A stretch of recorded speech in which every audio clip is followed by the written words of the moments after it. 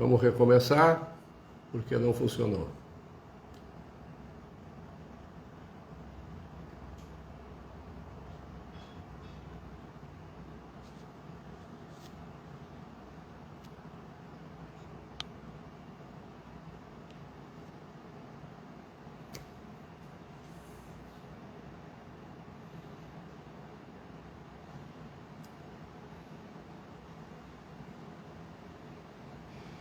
Vamos ver se agora funciona.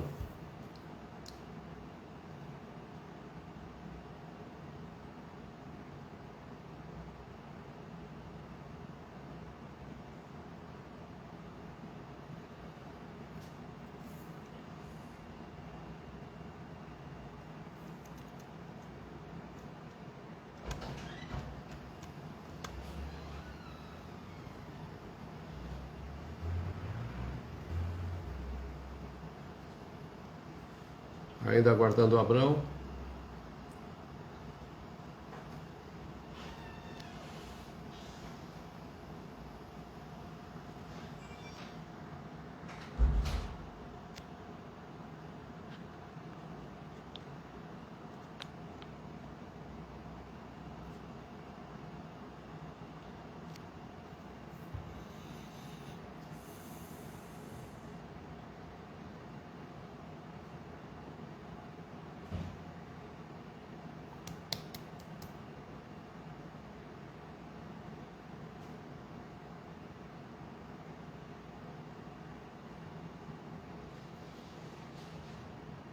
Chegou agora o Sérgio Weinberg, tudo bom, Sérgio?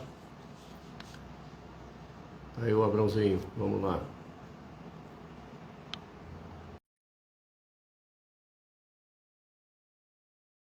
Tudo bom, Beth? Um monte de fãs do Abrão aí, né? Aqui estamos. Ah, sim. Como é que tá o som? Eu não estou te ouvindo, Abrão. Como é que tá o som agora? Tá difícil? Agora sim, agora deu. Tá difícil, é um problema esse negócio aí do Instagram. A minha teoria é que esses eletrônicos têm vida própria. Eles Não dá funcionam tudo. como querem. Basta ver os microfones. Eles nos boicotam, né? Eu estou falando com ele.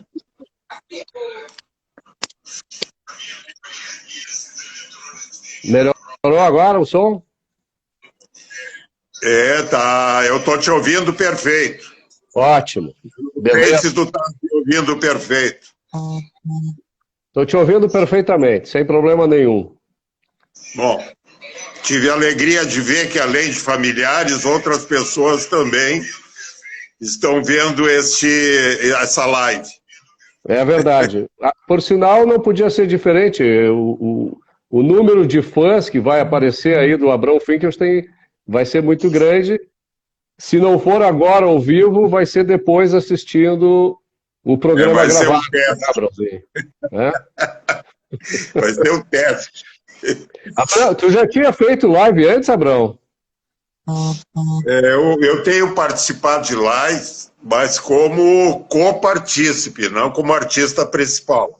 Não, De pois modo que essa estreia se dá numa idade ainda, uma idade muito juvenil, mas eu estou muito faceiro e te agradeço de tu te lembrares de mim.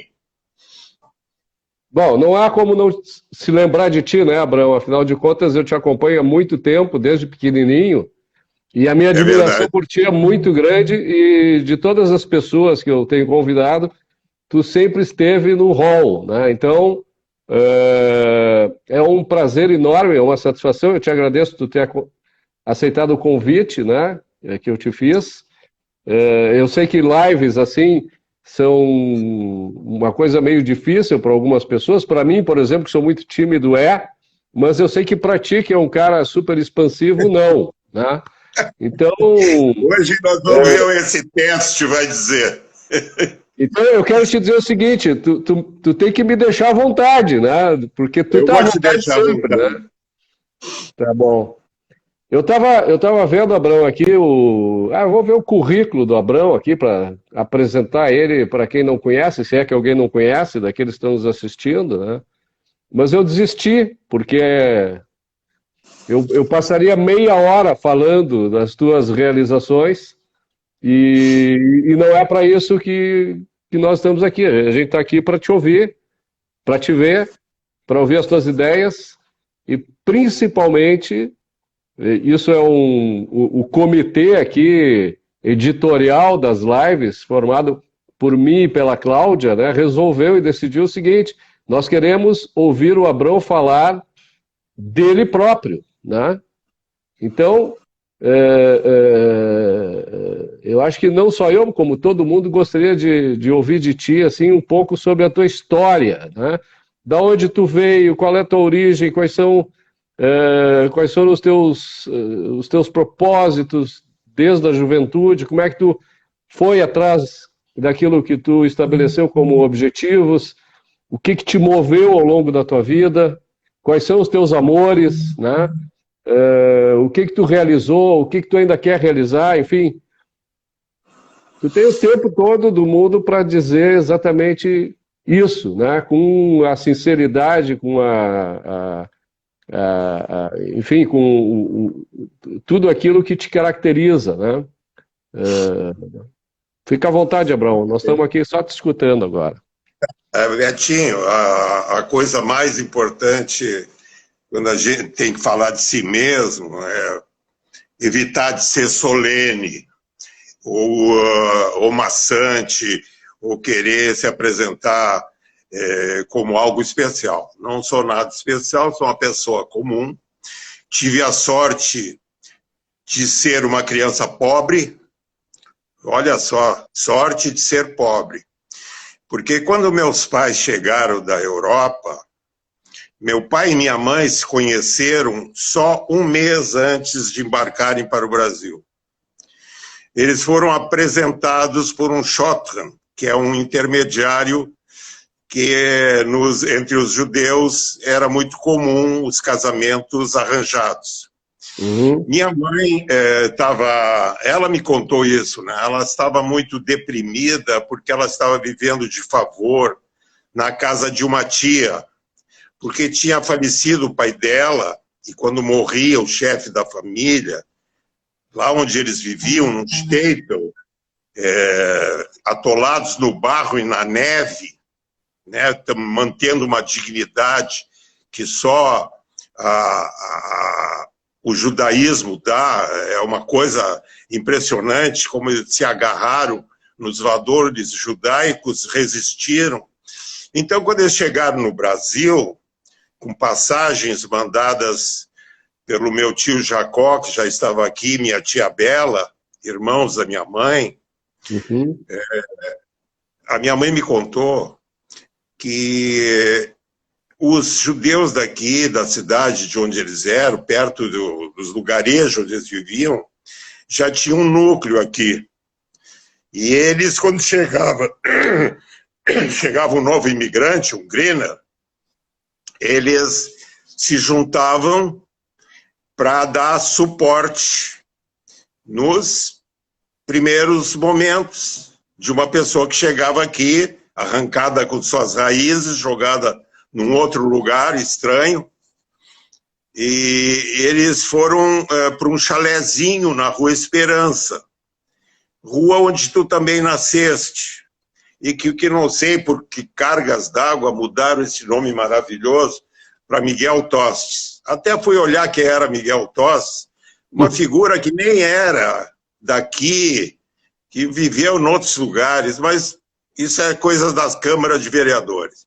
Bom, a minha mãe me contou o seguinte, Betinho, que elas chegaram lá, tinha um chalezinho, levaram eles no chalezinho, na Rua Esperança, que era toda de barro, não tinha calçamento, tinha um valão, e entregaram para o meu pai um tabuleiro com pequenas coisas de armarinho, linha, agulha, botões, renda. Até gosto de dizer que meu pai começou a vida vivendo de renda.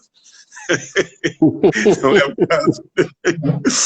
E e ensinar o valor do dinheiro. E minha mãe disse assim para ele: José, eles também não têm. Eles vão pagar o nosso aluguel e eles se juntaram para nos fornecer a mercadoria. Uhum. Quando chegar a terminar o mês, eu gostaria que nós pudéssemos devolver isso para eles. O que fez meu pai, na sua simplicidade? Pegou, entendeu a mensagem, saiu para a rua para vender. Ele tinha chegado de uma viagem de 1 mês de navio, 3ª classe. E ele saiu. E ele caminhou o dia inteiro e foi fazendo vendinhas, criando as pessoas brasileiras, essa pessoa maravilhosa que via a dificuldade dele, comprava uma coisinha, oferecia um copo d'água. E ele chegou numa casa e bateu palmas, né, como se fazia, né? E apareceu minha mãe. Ele disse: mas, Sheiva, o que tu tá fazendo aqui? Eu disse: mas essa é a nossa casa. Ele estava tonto, ele já não sabia onde estava. Então, eu me criei nessa rua, e que era, o bairro se chamava, na ocasião, de colônia africana, porque ali moravam os descendentes dos escravos. Meus amigos foram tudo negrinhos.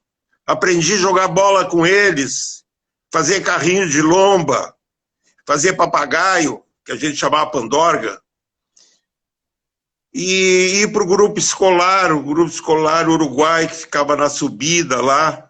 Ainda passei esses dias, eu sempre olho para o casarão aquele, me lembro da diretora, dona Jovita, e a sorte de ter nascido pobre e de ter convivido com pessoas de origem humilde, de vida humilde, mas decentes, famílias, me deu, e aquilo que eu aprendi na minha casa, que não era com palavras, meus pais não eram de muitas palavras, mas eles agiam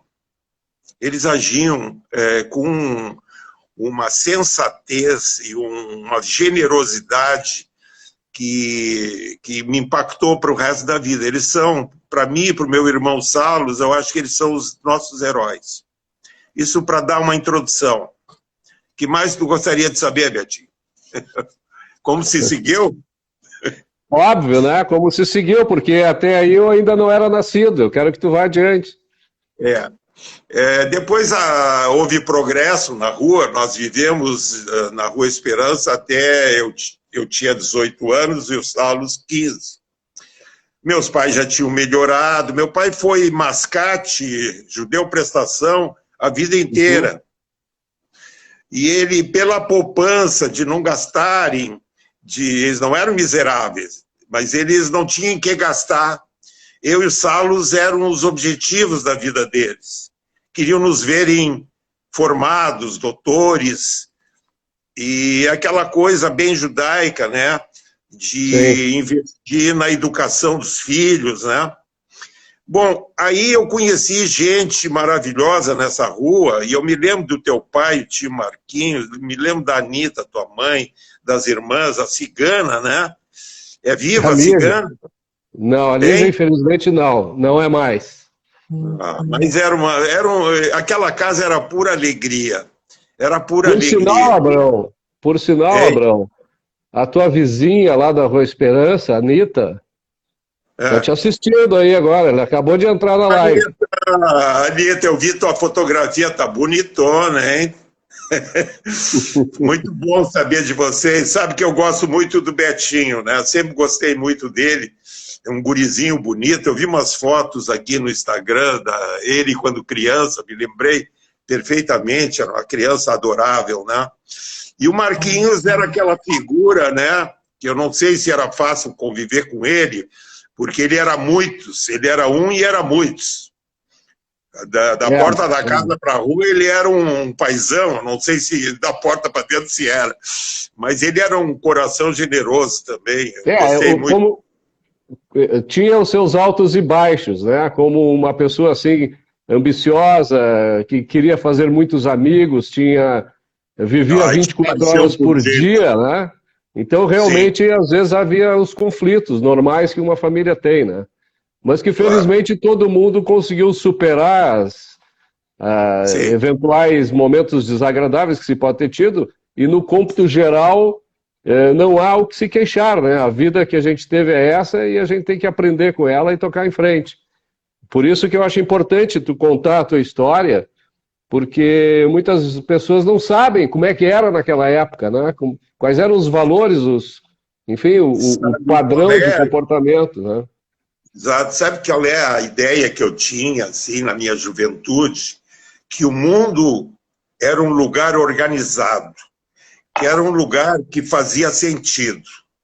Eu tinha o meu colégio, eu tinha as minhas obrigações, eu tinha meus horários, eu tinha no domingo, eu ia à matiné com a turma, no Cinema Rio Branco, ali embaixo. As brincadeiras de rua no verão, ou ficar na cozinha da casa, que era o lugar mais quente, tinha um fogão de 6 bocas, fogão a lenha. Lembranças muito boas, muito boas.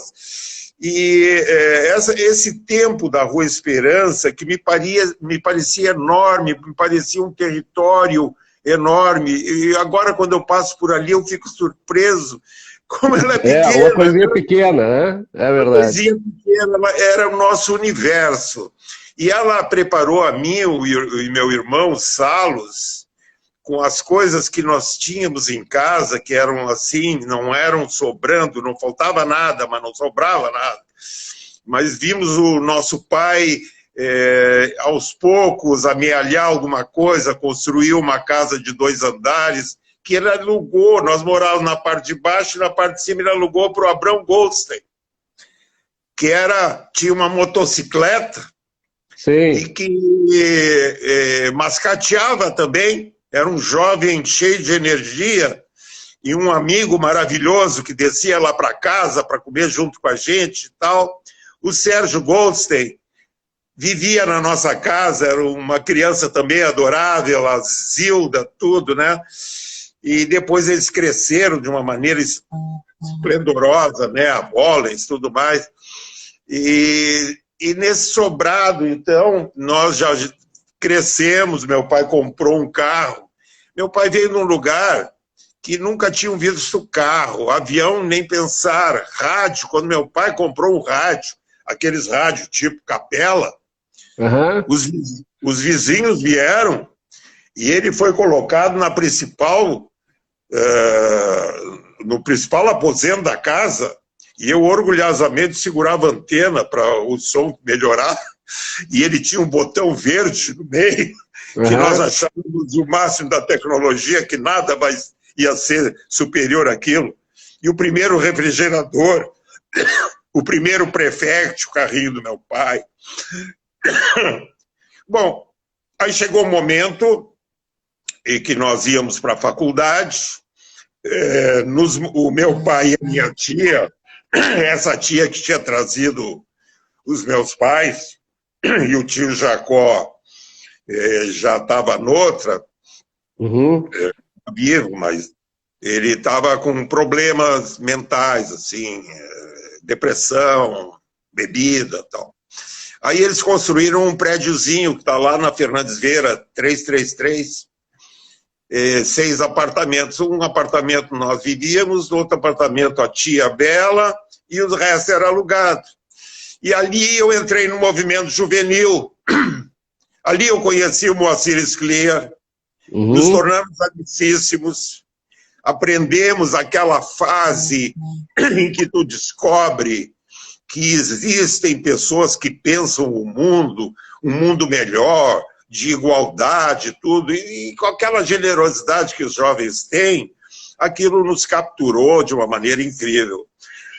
O movimento juvenil era o DROR, e nós convivemos ali e aprendemos muito.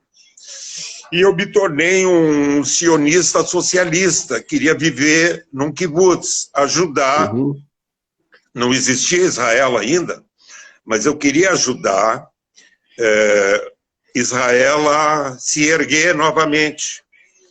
Essa coisa jovem, cheia de energia, com amigos, Haverim, aquela coisa, danças israelenses, cantos, viagens a São Paulo, conhecer outros jovens judeus. E isso tudo desembocou num momento que foi fundamental na minha vida. Foi quando eu fui me preparar para trabalhar no campo. E fui por uma fazendola lá em Jundiaí, comprada com o dinheiro de pais que queriam ajudar os jovens a imigrar, fazer aliar, tudo mais. E eu já tinha parado de estudar 2 anos, quase matei meus pais, coitados. O Saulo não foi tão assim, voluntarioso como eu. O Saulo sempre teve mais juízo, eu acho, mais senso de realidade. Eu mais sonhador. E aí aconteceu o seguinte, eu acho que eu te contei esse episódio que fez eu não querer mais nada com o socialismo, né? Não, eu não conheço essa história, eu não conheço. A história foi a seguinte, eu estava na Xará, já estava há quase um mês, era um lugar, tinha sido comprada aquela fazendola de um casal de japoneses. Uhum. E esse casal ficou lá para nos ensinar a lida de como plantar e colher hortifrutos e granjeiros.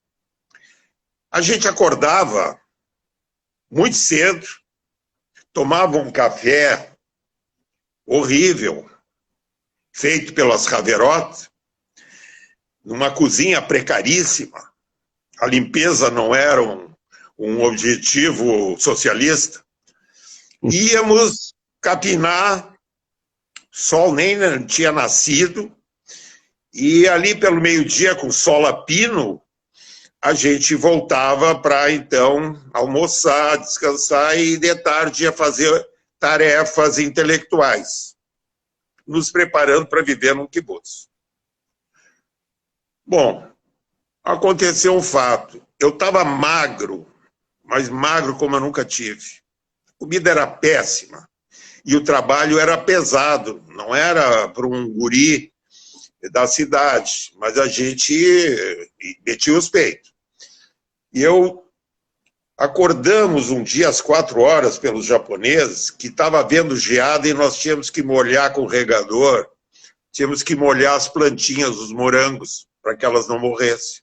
Uhum. Lá fomos nós, de regador, regando os canteiros, tinha dezenas de canteiros, e fizemos a tarefa, o sol já tinha nascido, e já começamos a fazer a limpeza dos canteiros, novos canteiros, tal coisa. Quando o sol estava, era um calor inacreditável. Sol a pino eu apaguei. Eu desmaiei e caí sobre as plantinhas, ainda ouço o grito de algumas delas, tira esse cara aqui de cima. Velho Abraão. Fui carregado para dentro, lá do dormitório. O que era o dormitório? Era um barracão de madeira, metade podre. Havia estrados e colchões. Os homens dormiam ali e as mulheres dormiam em outro lugar. E me botaram em cima daqueles lençóis que um dia já tinham sido brancos. Havia testemunhas que eles tinham sido brancos. E me trouxeram uma caneca toda amassada com café forte e um pedaço de pão dormido lá, me deram e eu voltei a mim, né? Uhum. Isso provocou uma reunião da executiva, da Maskirut. Era um fato grave.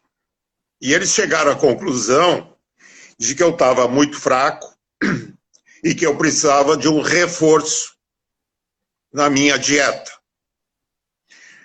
E foi decidido que o único ovo que uma galinhazinha preta lá botava, lá no sítio, tinha só uma galinha e ela produzia um ovo por dia.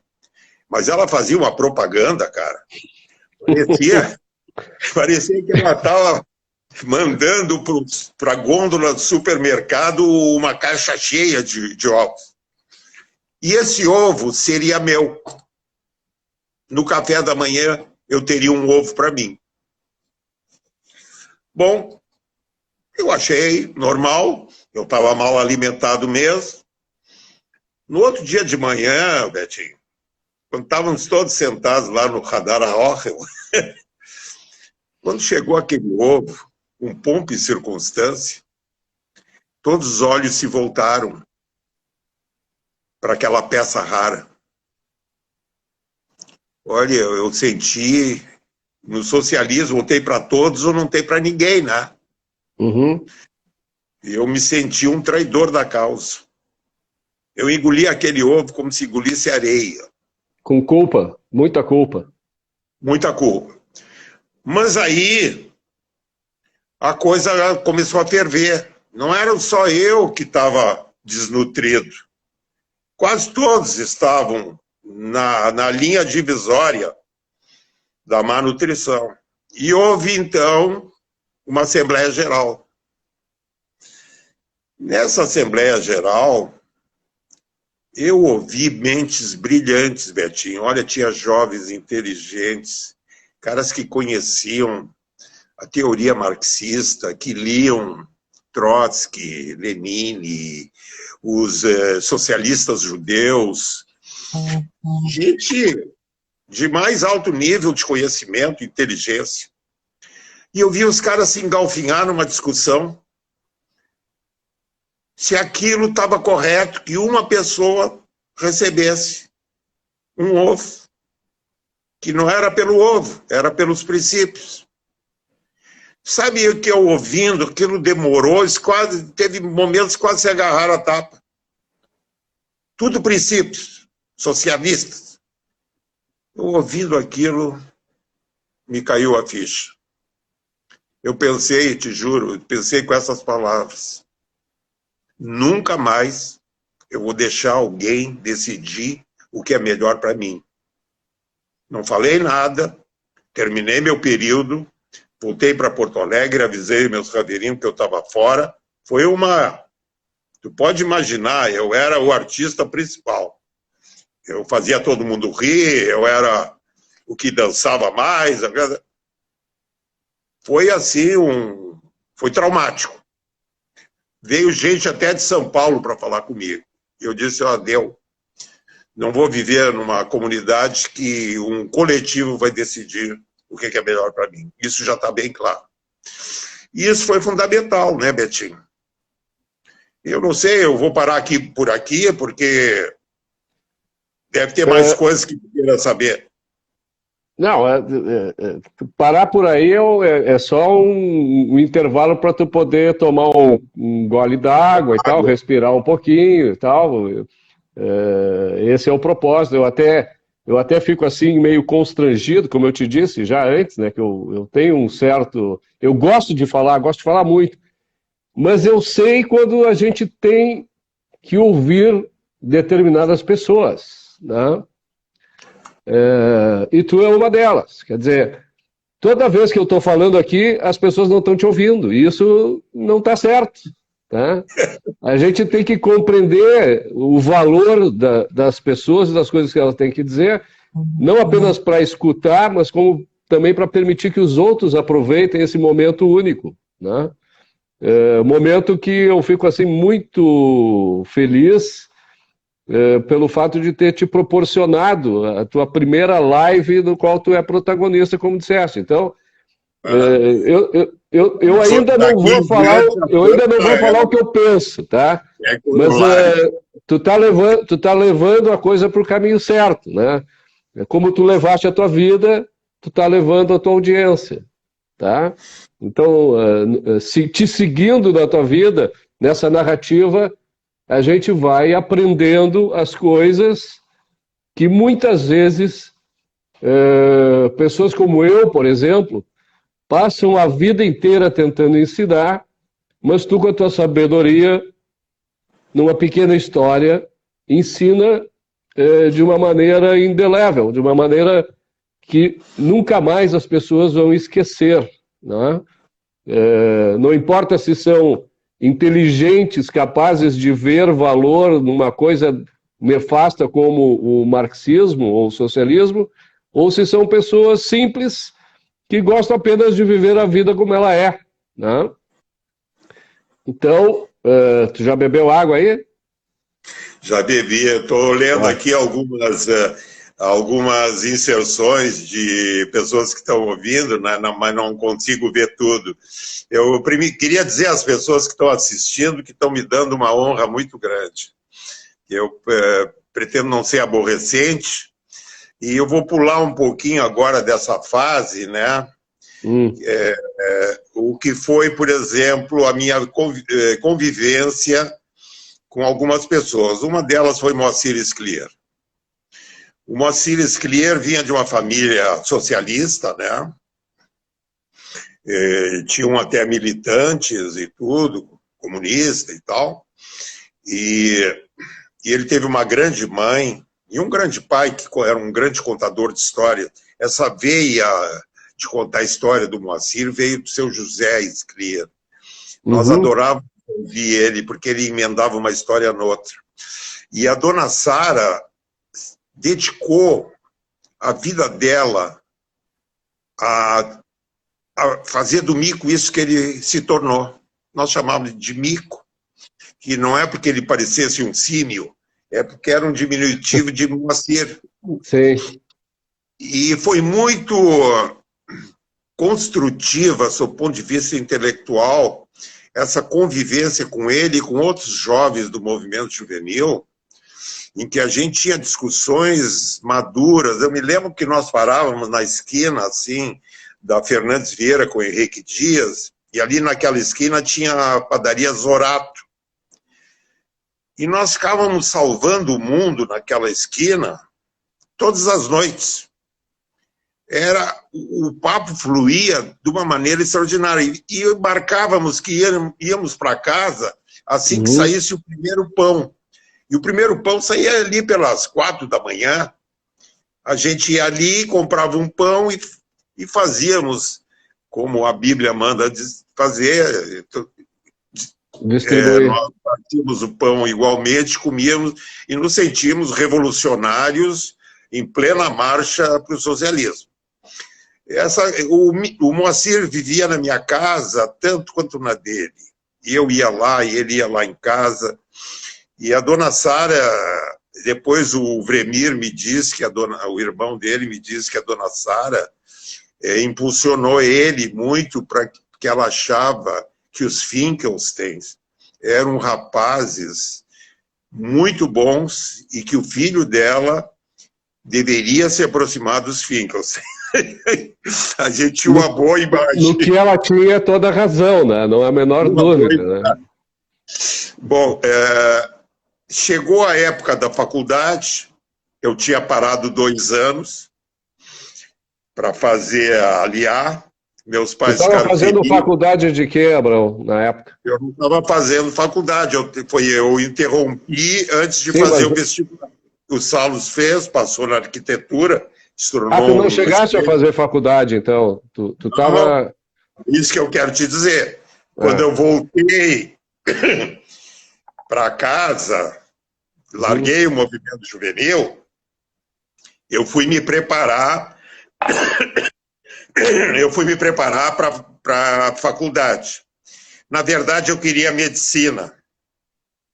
Mas como eu nunca fui um aluno brilhante, era muito intuitivo, eu passava sempre, mas assim, de me dedicar a estudos, eu não era. Eu pegava no ar. Aí eu sabia que eu não estava preparado para fazer um vestibular de medicina. E eu não conseguia imaginar que eu ia ficar na casa dos meus pais, né, não fazendo nada. Aí eu me inscrevi na Odonto. Me preparei durante todo o verão, eu e o falecido Israel Rosenberg, que sonhou ser médico, nunca passou nos vestibulares, passou na biologia, se tornou um dos maiores hematologistas do país. Morreu tragicamente colocando um ar-condicionado. Bom, Aí eu estudei com ele sabia todas as matérias e tudo, e eu me inscrevi em 2 faculdades de odonto, a da PUC e a da URGS, e eu passei nas 2, e passei bem colocado. Aí eu fiz uma bela faculdade, e aí sim, fiquei estudioso, deu um clique, virou a chave, e eu fui um ótimo aluno. E um professor de bucofacial, que é esses caras que reconstituem face, mandíbula quebrada, coisa assim, quase medicina. Eu fui um muito bom aluno da cadeira dele. Ele me convidou para ir lá na escola do Dr. Graziano, em São Paulo, que era o máximo da cirurgia bucofacial. Seria assim como ganhar um prêmio de loteria. Ele já tinha um lugar para mim, e hoje eu seria um cirurgião bucofacial. Aí o destino botou o dedo. Meu pai teve um acidente de carro, ele tinha um DKV, e numa cruzada lá, um carro entrou e botou as costelas dele tudo para dentro.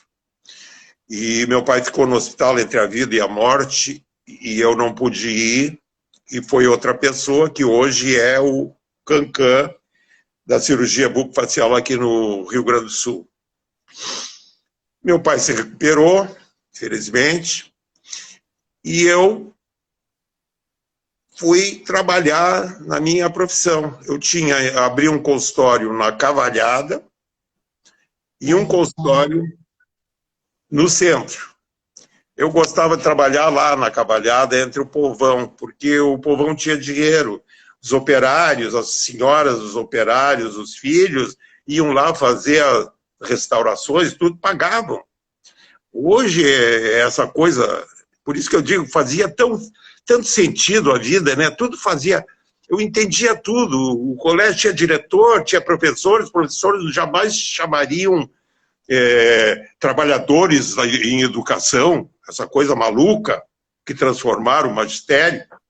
Ir no grupo escolar, ir no cinema, ir nisso, ir naquilo, ir no clube, dançar no clube, tudo fazia sentido, e de repente a vida começou a pegar uma velocidade enorme, né? E eu fui me adaptando e tudo. Aí eu fiz a faculdade, fui muito bom aluno, acabei sendo convidado para ser assistente na cadeira de patologia da PUC, foi um tempo maravilhoso. E tem o meu namoro com a Nirce e o casamento. A Nirce eu conheço desde quando ela tinha 9 anos, porque eu e o Nelson éramos colegas, e nós saíamos do Júlio de Castilho, ali na João Pessoa, e íamos pegar a irmãzinha dele, do Jardim de Infância, no Instituto de Educação. Então, quando eu a vi de novo, que ela já tinha 20 anos, 21 anos, a Nirce era muito linda, né? E continua, né? Ela continua linda, né? E aí a gente foi namorando e acabamos casando. Fizemos nossa lua de mel no Rio de Janeiro, fomos de Fuscão. E o nosso casamento é um sucesso, nós temos uma família maravilhosa, 3 filhas de lamber os dedos, cada uma com sua personalidade. Nós temos uma união entre nós que me dá muita alegria, né? Eu sei que tem famílias disfuncionais em que há problemas seríssimos, jamais isso ocorreu entre nós. E os meus netos, então, eu vou nomear aqui o Otávio, a Marina, o Gustavo, o Rodrigo e o Rafael, lá do Rio de Janeiro, porque todas as 3 filhas estão casadas, todas já são cinquentonas. Olha a sorte de ter filhas cinquentonas, né? E já ter netos grandes. Eu me considero assim um afortunado, né? Eu estou chegando na minha idade, eu estou com 86, me aproximando dos 87, me sentindo totalmente apto intelectualmente, mentalmente. E nesse capítulo de estar mentalmente tão ativo, eu quero fazer um agradecimento ao Gilberto, nosso Giba. O Gilberto me convidou para o grupo Pensar Mais. Isso, para mim, na minha idade adulta, abriu um novo horizonte. Todas as ideias que eu tinha, eu não era um ignorante nem nada, lia muito, eu li. É impressionante que eu fui de leitor assim, devorador voraz, de livros. Voraz. Voraz.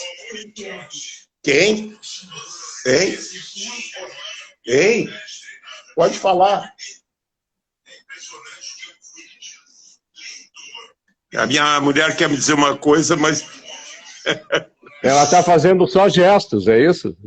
Faz gestos, mas tá bem. Aí casei com a Anice, tive essa família maravilhosa, estamos juntos nesse momento em quarentena desde o dia 13 de março. E a nossa Mas tu estava falando do Gilberto Simões Pires.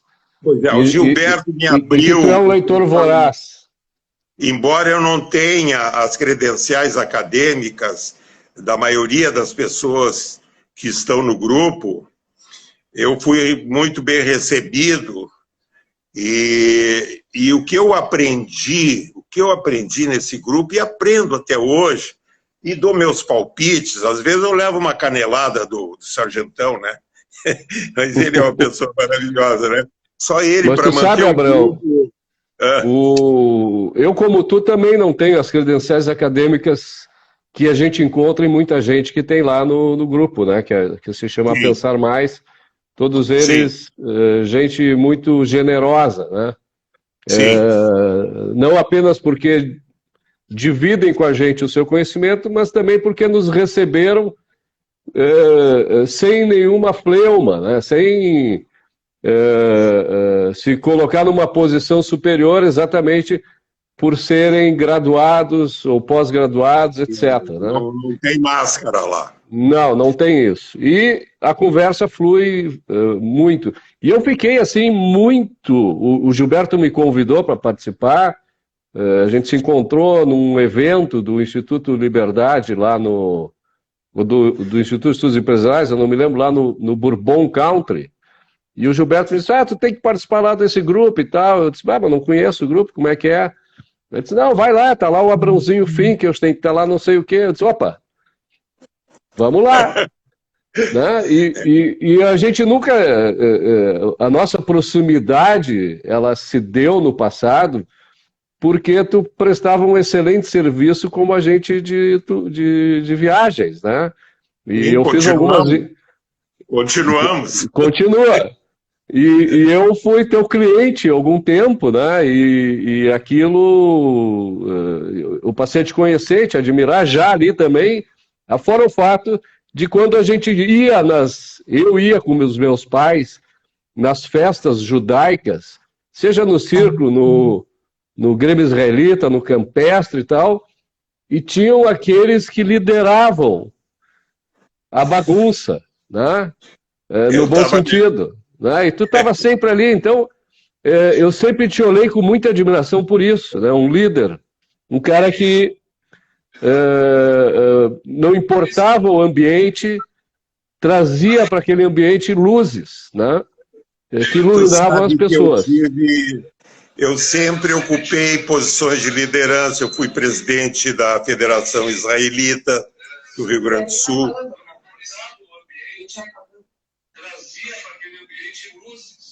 Não, eu estou falando com ele, tu está recebendo atrasado. Tem um delay aí. Mas é isso que eu queria te perguntar agora, Abrão. Tu sempre foste um líder, assim, eu te disse que eu ia ler o teu currículo e desistir. Eu queria que tu pontuasse quais foram, assim, as atividades que tu consideras mais importantes, que tu deixaste um legado naquilo que tu participou. Claro que tu ainda vai nos deixar muita coisa, né, no futuro, mas aquilo que tu já fizeste, quer dizer, tu participaste da Associação Brasileira de Agências de Viagem, tu já foste presidente da Federação Israelita do Rio Grande do Sul. Tem uma série de atividades que tu fizeste. Quais as que tu acha assim, que foram mais relevantes para ti? Eu sempre tive uma sorte muito grande. As pessoas sempre me perceberam assim, como uma pessoa, como é que eu vou te dizer, que eu não ameaçava ninguém. Eu era uma pessoa muito... a empatia... Cordialidade, alegre e tal. E me escolhiam por outras qualidades que eu não saberia agora dizer, para líder. Eu fui escolhido para ser o orador da minha turma de odontologia. Eu servi no CPOR, no curso de cavalaria, no tempo que o coronel comandante era o Emílio Garrastazu Médici, e eu era uma espécie assim, de ídolo dentro da cavalaria. O pessoal assim, os oficiais, os alunos, e ora eram gente... Tinha filhos de fazendeiros, tinha estancieiros, tinha estudantes. O próprio, tu vê o Sérgio Saraiva, que é do Grupo Ipiranga. Sim, Grupo Ipiranga.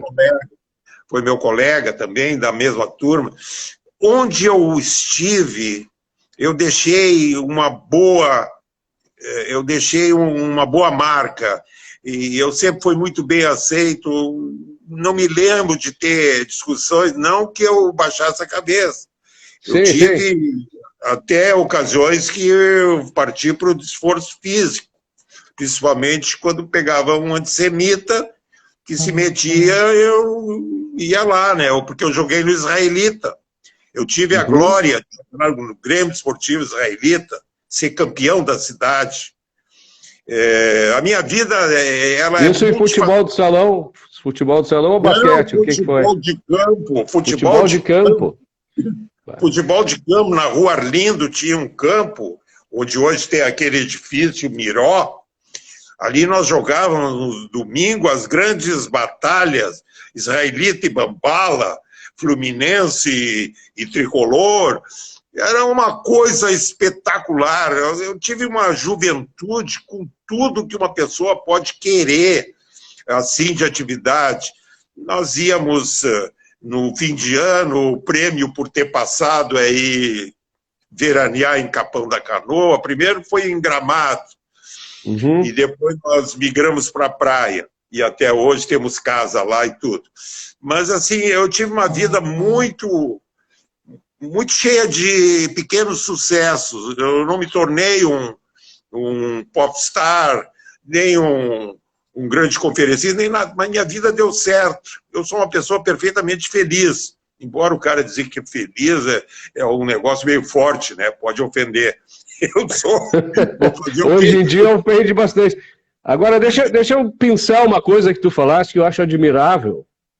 E eu não estou aqui rasgando cedo, eu estou conversando a teu respeito, porque tu és uma pessoa exemplar, no meu modo de entender, tá? E pelo menos é como eu vejo, né? Se alguém tem, como é que se diz quando o cara vai casar? Se alguém tem alguma coisa em contrário, que levante a mão, né? Mas eu duvido que alguém venha fazer isso. Que tu falaste o seguinte, que eu era escolhido para ser líder por razões que eu sequer sabia quais eram, né? Ou seja, isso é assim de um desprendimento que eu acho fantástico. Quer dizer, eu sou uma pessoa despojada. Tu não era uma pessoa articulada que trabalhou para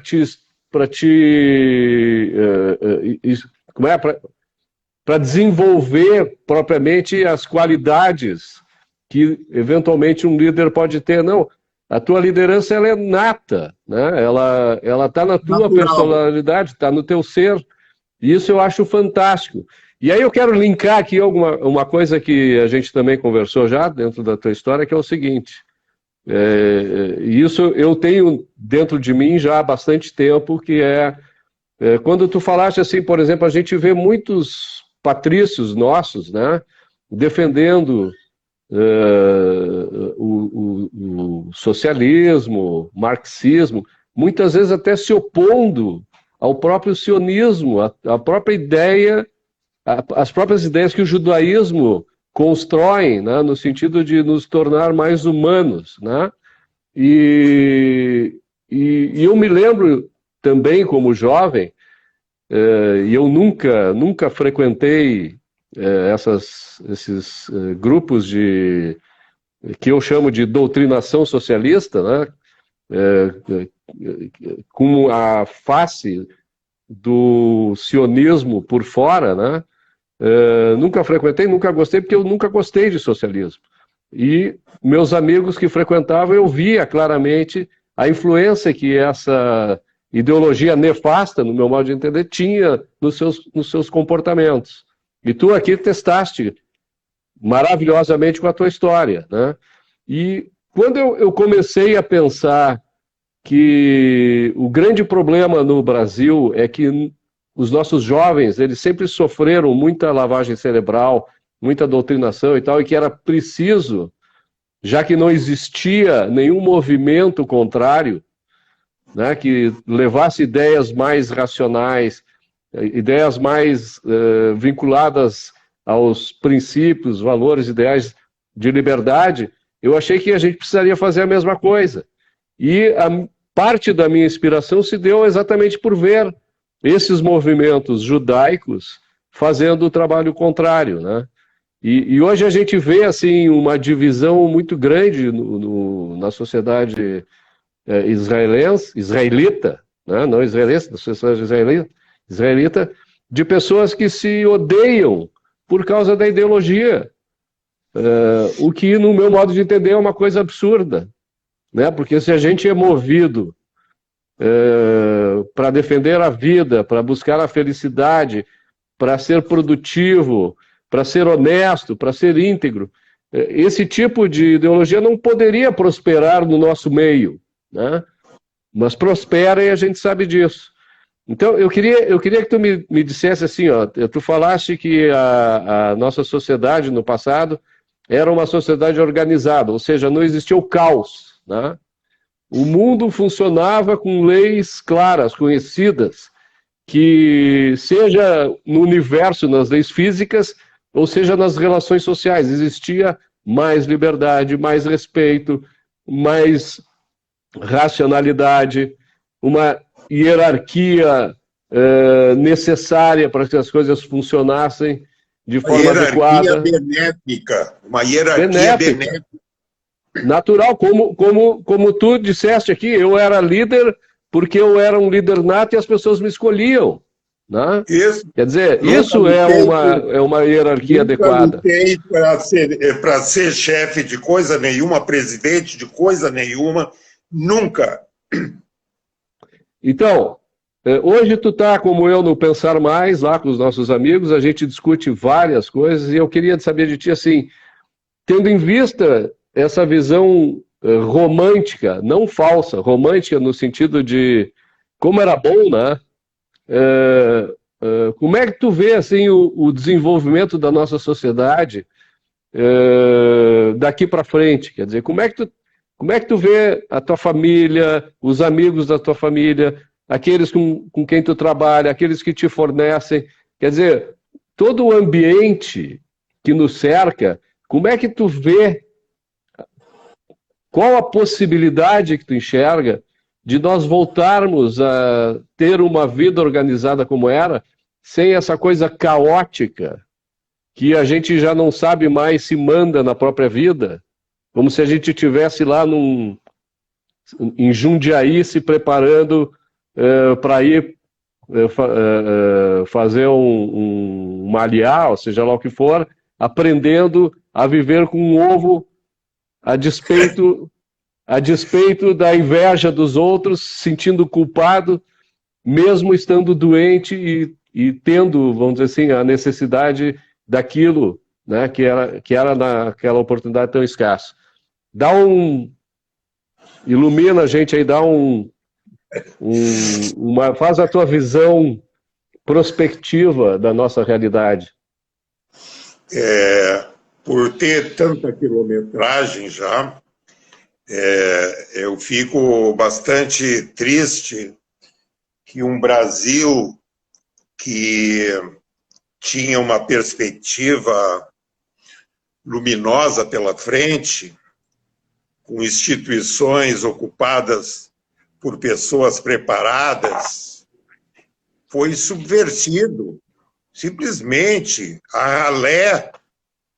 ralé da sociedade é que se dedicou a buscar os postos de comando e acabou numa posição tão confortável que subverteram tudo que era, o que funcionava, em algo problemático, caro e ineficiente. Pessoas medíocres, com formação humanista da pior qualidade, têm o mando. E a própria democracia criou para eles esse maná. E nós, os que trabalham, que acreditam na hierarquia positiva, na educação das pessoas e tudo, nós estamos vendo as coisas perderem totalmente o seu sentido. E a gente convive agora com um circo de horrores. Quer ver um circo de horrores, como é a Justiça do Trabalho, em que o pobre coitado entra lá já condenado, e não condena o grande. Embora condene o grande já precificou no produto tudo que vai ser expoliado dele. O pequeno, não sei quantos milhares de pequenas empresas faliram depois dessa indústria da indenização trabalhista. Um escândalo. E aí tem o nosso STF, aí tem o nosso Congresso, o nível daquelas pessoas, pelo amor de Deus. Tanto é que o pessoal aqui do Rio Grande do Sul, que vai para lá, brilha. Nós temos aqui, com todos os efeitos da classe política gaúcha, nós temos um outro nível de político. Temos a ralé também. Essa eleição também mostrou muita ralé entrar. Mas também nós estamos vendo um partido como o Novo, e eu sou filiado ao Novo, formando lideranças. O que são os partidos políticos? Clubes privados de caciques malandros para pegar verba partidária, verba eleitoral, botar afiliado em empregos que não precisam trabalhar. Trabalhando com o Brasil, isso aqui incomoda. A Nietzsche diz que não é para entrar em política. A nossa vida é política. Então, Betinho... se a gente não entra na política, a política entra na gente, né? Eu queria dizer que, voltando ao cerne da tua pergunta, eu vejo com preocupação, sim, os desdobramentos dessa ópera, porque os atores são de má qualidade e quando há má qualidade, o produto será também de baixa qualidade. Talvez eu não veja o Brasil de novo, não tenha tempo de ver o Brasil de novo, um país pujante, um país com ordem, um país com segurança, um país com plena empregabilidade, com famílias saindo para a rua sem medo.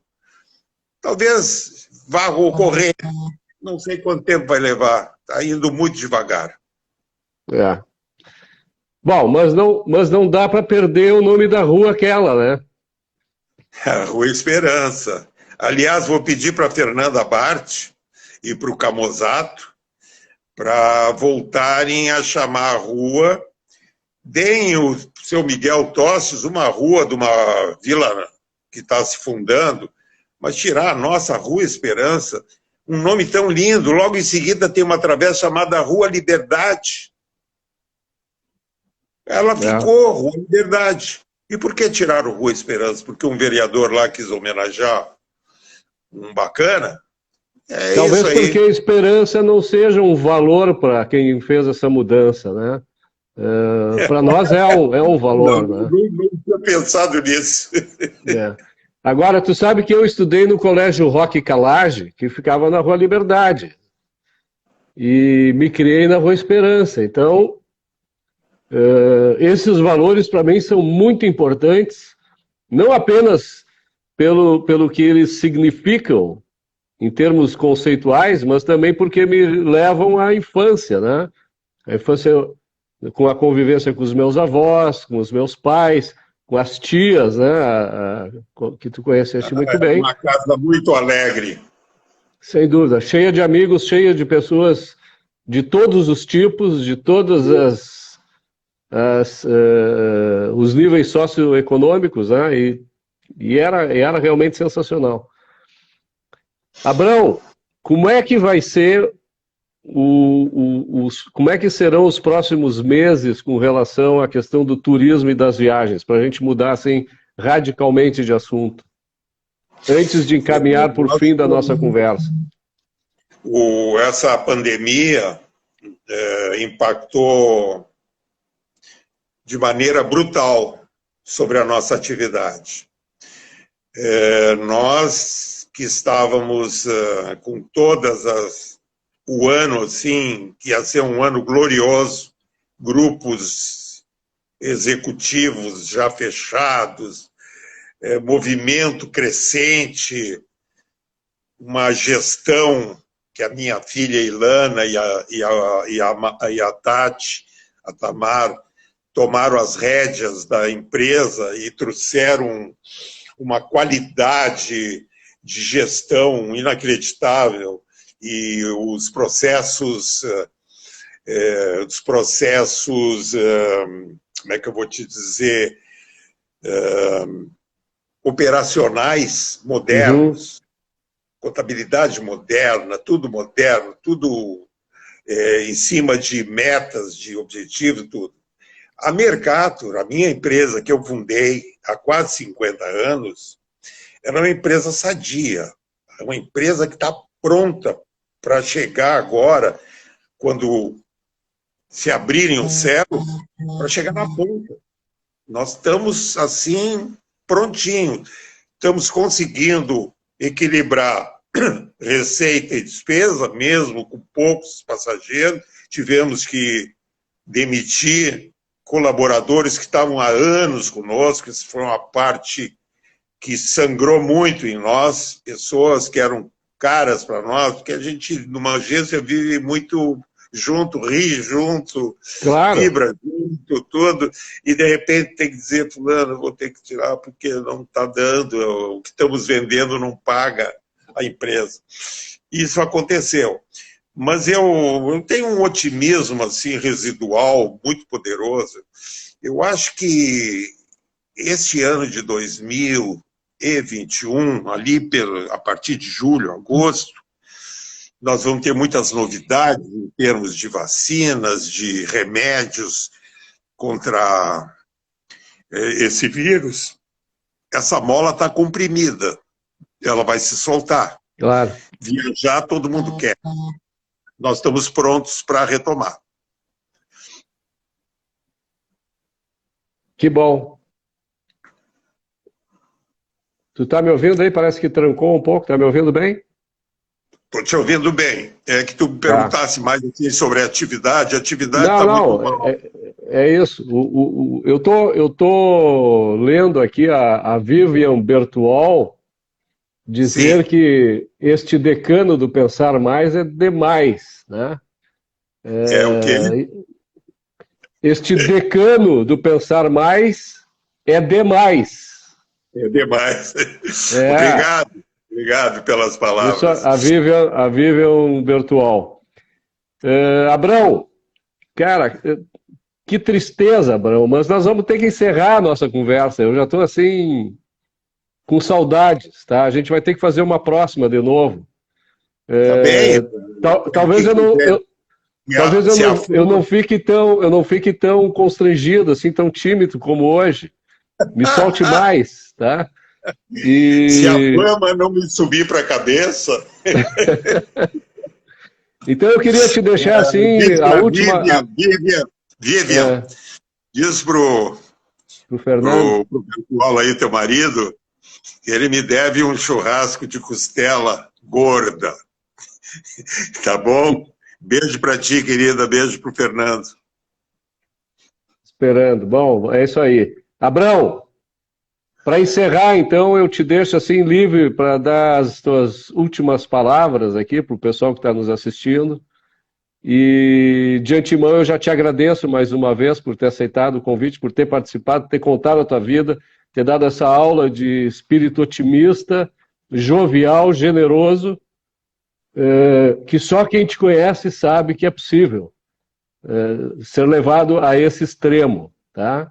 Então, tudo contigo aí. Fala para a gente encerrar depois a nossa live. Para ti, Betinho, a admiração que eu tenho por ti, a inteligência que tu tem dentro dessa cabeça aí que tem pouco cabelo, tem uma inteligência rara, e tu escreves maravilhosamente bem. Eu, quando me perco um pouquinho assim nas minhas crenças liberais, eu leio teus artigos e eu volto ao centro da meta. Tu me trazes de volta a razão. Então, esse afeto que eu tenho por ti, que é a continuação do afeto que eu tinha pelos teus pais, tuas tias, tudo, para mim é um grande momento, um momento assim afetivo que vai me marcar muito. Eu te agradeço muito por teres tido assim essa delicadeza de me convidar e conduzir de uma maneira assim tão próxima as vidas que nós, de certa maneira, vivemos muito próximo. Quero renovar meu agradecimento ao Gilberto Simões Pires, a Lúcia, esposa dele, mandar um abraço para a Claudinha, que eu adoro, dizer para minhas filhas que estavam escutando que elas são a razão da minha felicidade, para os meus netos, que eu estou numa agonia para abraçá-los. Imagino. Isso. Estou contando os dias, não sei quando será.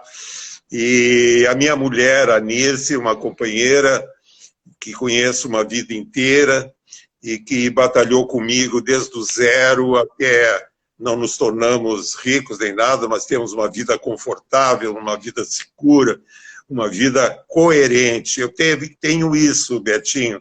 Eu tive uma vida coerente. Ela não se desviou dos valores aprendidos na casa dos meus pais, eu e meu irmão Salos, que é a pessoa mais direita que eu conheço, uma pessoa fora de série, a minha cunhada, a Ala, meus sobrinhos, a todos que estão acompanhando, dizer o quanto eu amo eles, e essa oportunidade que tu me deste para me derramar um pouquinho os meus afetos, dizer que eu sou muito grato a todos, sou grato à vida, e espero não ter aborrecido vocês, e se eu me esqueci de alguém para agradecer, para o Rudá para ti também, eu mandei fazer lá em Monte Carlo, mandar fazer uma marina maior para botar mais veleiros, que eu estou ganhando graças à tua empresa de criptomoedas. Eu quero agradecer, fazer um capítulo, uma página especial para meus genros. Sabe quando tu tens sorte, tuas filhas casarem com pessoas de bem, colorados. Colorado mostra caráter, né? Ninguém é perfeito, mas tudo bem. O Gil é colorado. E esse meu genro, o Geraldo, uma pessoa extraordinária, um médico já famoso, tão jovem. O Paulinho, esse Paulinho, pai dos meus 2 netos, o Gustavo e o Rory, e e também o Dan, lá no Rio de Janeiro, que com a minha filha e o filho Rafael formaram uma família linda, maravilhosa. Ao meu Merrit, meus Merretunim lá do Rio, Merretunim aqui, agora é toda mispurra, né? Toda mispurra, eu quero dizer que eu amo vocês. E é uma alegria, Jacó, Clarice, Hélio, Marisa, enfim, todos, a dona Virgínia, todos. Eu sou uma pessoa muito grata pela sorte que eu tive, por ter uma vida coerente, nunca dependi de ninguém. Eu acho que esse era meu maior objetivo na vida, ser absolutamente independente. Autossuficiente, capaz de andar com a cabeça erguida, e não tem dívida com ninguém, nem nada, nem instituição, nem nada. Eu acho um êxito retumbante. Obrigado, sem dúvida. Obrigado por poder me deixar derramar um pouquinho esse afeto que eu trago no meu coração a todos vocês. Abrão, eu só preciso te dizer muito obrigado, saúde, um beijo na Nirce, e a gente torce aí que isso passe logo e a gente possa se ver novamente e se abraçar. Vivo, e se abraçar como merece. Obrigado, é isso aí. Querido. Beijo para Tchau, obrigado para todo mundo aí. Obrigado.